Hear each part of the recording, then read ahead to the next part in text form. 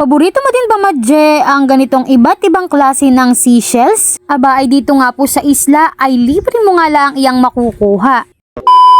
Another day, another mini vlog na naman nga tayo, Madje, ngayong araw na ito. Kung napapansin nga ninyo, Madje, ay medyo makulimlim ang kapaligiran, ay paano nga baga na may nakin ko ngay nagbabadya ang lurok. Pero bayan si Madje sa dagat at for the go na naman nga. Hindi nga ako, Madje, natatakot diyan sa kulimlim na iyan, hane. At paano nga baga na may kunloob pa ay sumubas ko basta't ako'y pupunta nga diyan sa dagat at mangunguha ng mga pang-ulamin. Ay di ba yan, at maya-maya pa nga, Madje, ay di bet bumigay na nga man din ka ang lurok, ay may ginalata ko may baong payo. Maya-maya pa nga, Madje, ay di lumipas na nga yung subas ko. Aba ay di ba yan, at bantaak na naman nga man din diyan nga sa dagat. Pero bago ang lahat, aba ay kumusta po? Ako nga po pala si Ma'am Jessica, na kung tawagin nga po dito sa amin ay Madje, na ang ibig sabihin po ay mare o kumare. Bago ka nga po pala sa aking page, ito nga po pala ang aming mga simpleng buhay dito nga po sa isla ng Pulilio, Quezon. Partikular na nga po dito sa bayan ng Panukulan. Kung mahilig ka po sa ganitong klase ng mga content, ang mga simpleng pamumuhay nga sa probinsya o isla, abay makikilike and follow na lang po nitong aking page para po updated ka sa mga susunod ko pa pong uploads. Diba yan, Madje, at ako'y medyo matagal-tagal na nga ding hindi nakapunta nga dito sa dagat para nga manguha na ang mga pang-ulamin. Sus ko po ay talaga nga namang nasabik ako sa mga iyan. Kaya nga naman, kahit pa nga kanina ay medyo gusto nga sumubas ko, abay ako hindi nagpahadlang, hani, basta't gusto kong pumunta sa dagat at manguha nga ng mga pang-ulamin ay di larga si Madje. O di ba ga, hindi din naman nagtagal yung lurok at tignan nga naman ninyo'y bantaak na naman nga di yan. Talaga nga namang gusto ay masira ang kutis ni Madje kahit sirang-sira na. Yak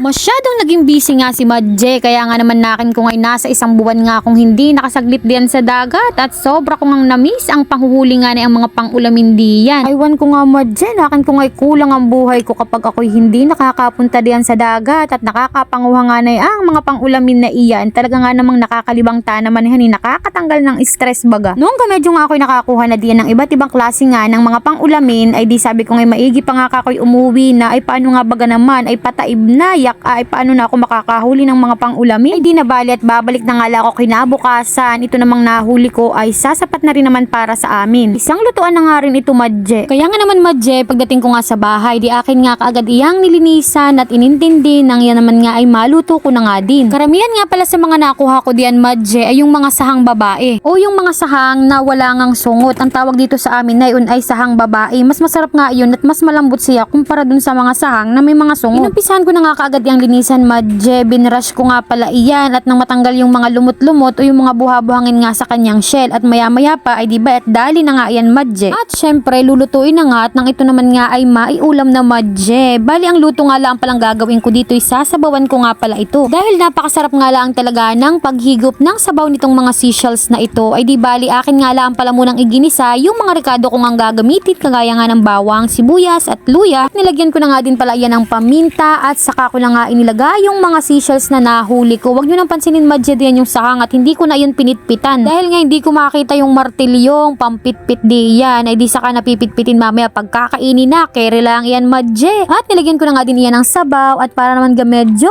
may tumutusok-tusok nga hanin na anghang, ay akin na nga din nilagyan yan ng 2 siling labuyo at ng iba pang mga pampalasang sangkap. At dahil seashells ito, Madje, marami na namang impurities, kaya tatanggalin natin iyan at baka tayo mabash na naman. Sasabihin na naman ay madumi tayo magluto. Yan po yung impurities na ang mga sahang na iyan. Para naman mas maging masustansya itong ating niluluto, aba ay syempre hindi mawawala ang pinaka-paborito kong gulay, ang Chinese malunggay. Hihintayin na nga lang yung kumulo, Madje, at ilalagay na nga yung piga ng kidja o kalamansi para naman nga mas maging masarap itong ating nilulutong ito. Ay napagkasarap nga man din talaga nitong aking nilulutong ito. Talaga naman, Madje, pag ganito nga palagi ang ulam, hindi ako magsasawa. Ano po yung pinaka gusto mong seashells na natikman mo? Paki-comment down below na lang po. Ako talaga, Madje, since ako nga ay nandito sa isla, abay lahat halos ng seashells ay talaga nga namang gustong gusto ko. O, tignan nga naman ninyo si Madje at talaga nga namang paspasan na diyan ng pagkakainang sahang. Napakasarap naman talaga. Ano po, hanggang dito na lang po muna. Hanggang sa muli. Ingat!